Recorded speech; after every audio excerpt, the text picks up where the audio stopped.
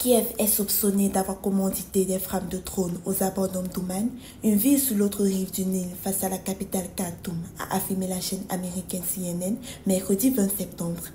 Des vidéos dont la plupart sont en vue subjective, montrant des drones kamikazes s'abattre sur des véhicules légers, circulent depuis près d'une semaine déjà sur les réseaux sociaux.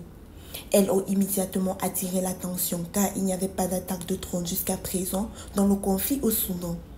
On a d'abord pensé que l'armée soudanaise s'était inspirée de l'exemple ukrainien, puis il a rapidement été question d'une opération spécifiquement ukrainienne dans le pays, détaille Syntac, un analyste militaire pour Force Analysis, une société de surveillance des conflits.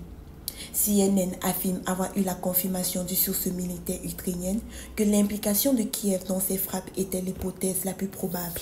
Des forces spéciales auraient dépêché sur la place pour viser les mercenaires du groupe Wagner et les combattants des forces de soutien rapide du général Mohamed Daglo, soupçonnés d'être soutenus par le groupe paramilitaire russe.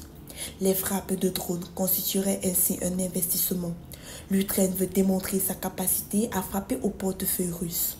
Kiev sait que la guerre en Ukraine peut encore longtemps durer et en s'immisçant dans le conflit soudanais, il peut fragiliser une source de revenus russes reprise.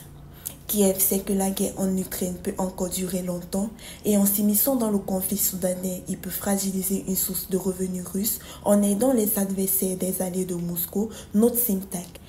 Si ces frappes sont ukrainiennes, elles illustrent ainsi probablement le vieil adage qui veut que les ennemis de mes ennemis sont mes amis.